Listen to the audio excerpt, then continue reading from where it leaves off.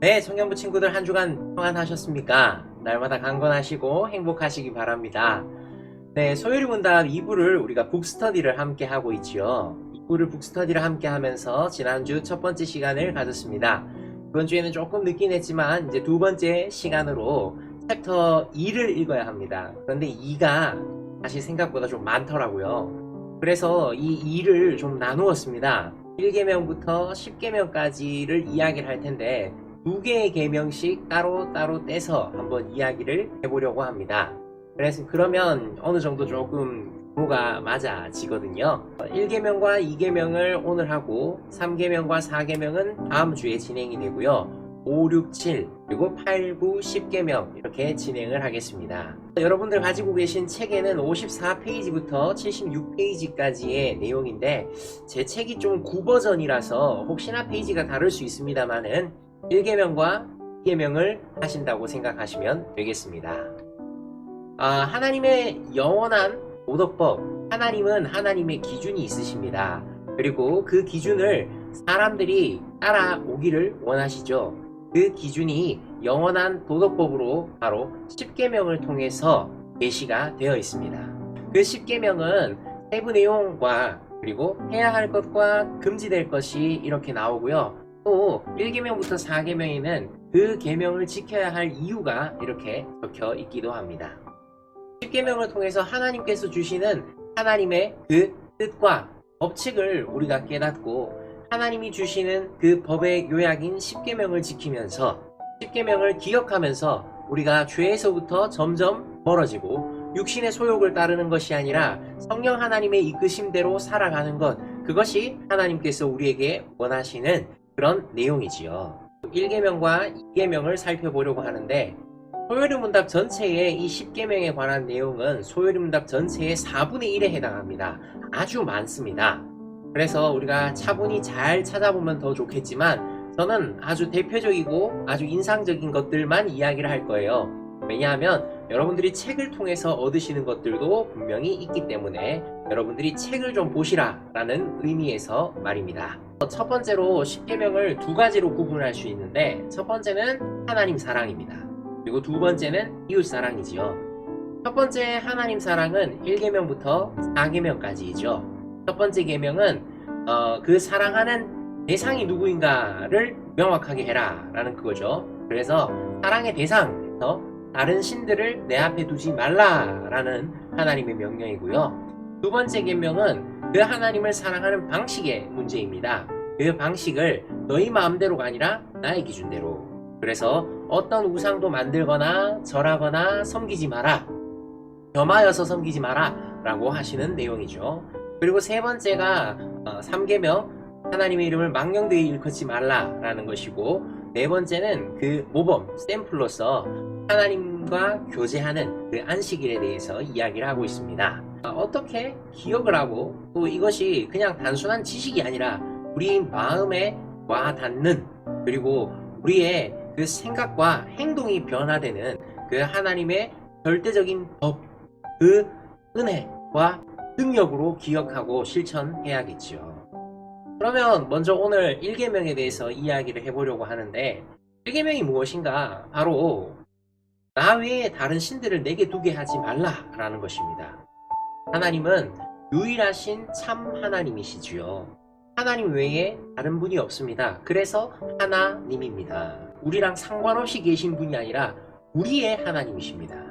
우리를 구원하시고 우리를 자녀로 삼아주신, 우리와 깊이 관계를 맺으시는 그런 하나님이시죠.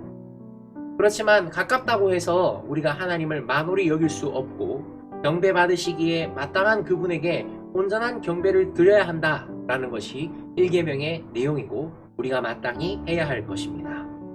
그러면 이 하나님께 어떻게 할 것인가? 유일하신 참 하나님을 제대로 알고 그 하나님과 제대로 관계를 맺으며 그 하나님께 온전히 경배하는 것, 이것이 우리가 마땅히 해야 할 것이지요. 그렇다면 1계명에서 금지된 것이 무엇인가? 그 하나님을 부인하거나 그 하나님께 온전히 돌려야 할 경배와 영광을 돌리지 않거나 가로채는 것, 이런 것이 금지된 것이죠. 그래서 무신론이라든지 우상숭배라든지 불신, 무지함, 망각함 이런 것도 1계명에서 금지된 것이고, 신성모독도 있으시고요. 근데 자기 사랑, 하나님보다 내 자신을 더 사랑하는 것도 1계명을 어기는 것입니다. 그리고 그 하나님을 제대로 믿지 않는 것, 불신앙이라든지 이단이라든지 무감각한 것이라든지, 그리고 다른 것과 함께 섬기는 다른 예배 등등, 이런 것들은 1계명에서 금지된 것입니다. 이런 세부적인 내용이 사실 대요리 문답의 104문과 105문에 잘 나와 있는데, 이 104문과 105문을 보다 보면, 대요리 문답을 보다 보면 이런 것까지 하는 생각이 듭니다. 그만큼 하나님의 법은 사실은 엄격합니다.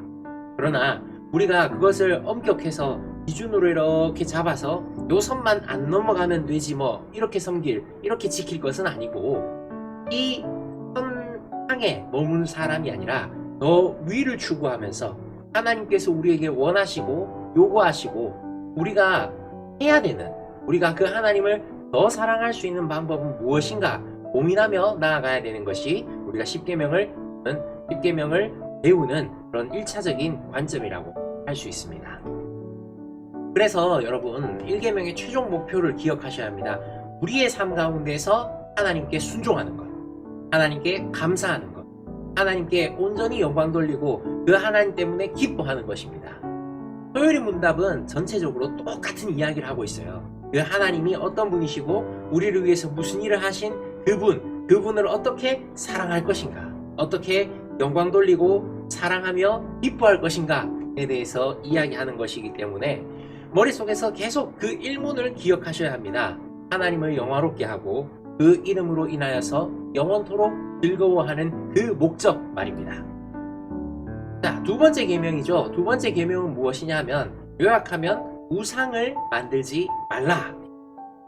하나님께서는 하나님의 방법을 정해주셨습니다. 그러니까 우리는 천지신명을 두고 아무나 한 명 걸려라 라고 하면서 기도하거나 아무나 한 명 걸려라 하면서 아무렇게나 비는 그런 사람들이 아니지요. 우리의 믿음과 경배의 대상은 바로 하나님이십니다. 그러니까 하나님의 방법대로 해야지 우리 소견에 오른 대로 내가 편한 대로 해서는 안 된다는 것이죠. 그래서 다른 우상, 다른 형태, 다른 어떤 방법은 하나님께서 정해주시지 않았다. 그러니까 하나님의 방법이 아닌 모든 것들은 하지 마라라는 것이죠. 하나님이 정하신 종교적인 규례, 예배와 규례를 지켜야 하고, 순종하며 깨끗하고 완전히 지켜야 합니다. 그러니까 순전함을, 완전함을 계속 사모해야 하는 것이죠. 그래서 하나님이 우리를 주관하심과 정당한 경배를 드리는 것에 있어서 우리가 노력해야 된다는 것, 우리가 그 마음에 두고 열심을 품어야 한다는 것이지요. 그리고 이 계명에서 금지된 것이 그렇습니다. 형상으로 예배하는 것입니다. 그래서 정하지 않은 다른 방법으로 예배하는 것, 이것은 이 계명에서 금지된 것이지요. 다른 형상을 만들어서 그에게 예배하는 것, 분명히 하나님께서 금지하신 것이고요. 그 형상을 가지고 하나님을 예배하는 것, 금지하신 것입니다. 여러분들 믿음의 표현으로 십자가 목걸이를 걸고 다니시는 것 아주 좋습니다. 그런데 그 십자가가 오히려 여러분들에게 우상이 될 수도 있어요. 그런 것들 우리 한번 생각하면서, 그러니까 이런 것까지 생각해야 돼? 하셔야 돼요. 우리가 연애를 할 때도 우리가 우리 사랑하는 사람을 위해서 배려하고 생각하고 고민하고 그 사람에 대해서 공부하고 말하고 하잖아요. 그런 것 이상으로 우리가 그 하나님에 대해서 사랑하고 예배하고 온전히 하나님과 함께 해야죠. 그러니까 우리는 그 형상을 가지고 하나님께 예배하며 예배와 죄에 대해서 좀 더 알고, 그리고 그 참뜻을 알고 온전히 예배드리는 그것이 중요합니다. 그래서 여러분, 예배의 순서에 대해서 우리가 조금 생각할 필요가 있어요. 설교만 들었다고 해서 여러분 예배 드린 것이 아닙니다. 하나님께서 그 예배 가운데 지체들을 불러주시고, 또한 하나님 그 부르신 자들은 하나님께 그 신앙을 고백하고 그 하나님께 기도하며 그 하나님께 찬양 올려드리고, 그 하나님은 그 부르신 자들에게 말씀하시고 은혜를 내려주십니다. 모든 예배의 순서가 다 의미가 있어요. 그래서 그 예배의 순서의 의미를 조금 더 깊이 생각하시고 고민하시고 항상 온라인 예배든 오프라인 예배든 항상 바른 예배를 드리실 수 있도록 고민하시고 또한 애쓰셔야 합니다. 그래서 이 계명은 영과 진리로 예배드리는 것, 우리 하나님께 예배드리는 것입니다. 그런데 그 주일의 한순간, 영상으로의 한순간이 아니라 삶의 모든 순간에 말씀에 근거한 순종의 예배를 드리는 것이 이 계명의 최고의 목표임을 기억하셔야 합니다. 우리의 삶 가운데에서 우리의 삶의 전부를 하나님께 드리는 것 말입니다. 이렇게 선을 하나 그어놓고 내가 이 선만 내려가지 않으면 되지 뭐 이런 생각을 하지 마시고요. 이 선은 그야말로 그 기준선입니다. 기준선.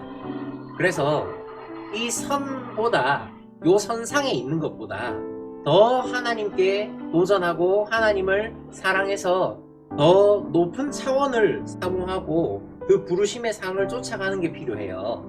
그래서 내가 이것만 안 하면 되지 뭐, 내가 이것만 하면 되지 뭐, 혹은 이것만 안 하면 되지 뭐, 이 정도에서 머무르지 마시고 하나님을 위해서, 하나님을 사랑해서 어디까지 해봤니? 라고 하는 우리가 이 마음이 좀 더 있었으면 좋겠습니다. 그래서 하나님을 사랑해서 내가 이렇게까지 해봤다 라는 그런 것들 한번 나누어 보시면 좋을 것 같습니다. 일과를 조회수는 있는데 나누어 주시는 거는 하나도 없죠. 뻘쭘하실 것 같아요. 저한테라도 한번 보내주시거나 아니면 여러분 좀 다른 방법을 통해서 또 제가 막 고민하고 있습니다. 열심히 고민해서 여러분들 함께 소통하면서 만들어 나가시면 좋겠습니다. 네, 그러면 우리가 1계명, 2계명 한번 살펴보았습니다. 여러분 책을 읽어보시고 한번 고민해보시고 생각해보시고 실천해보는 우리가 더욱 되었으면 좋겠습니다. 감사합니다.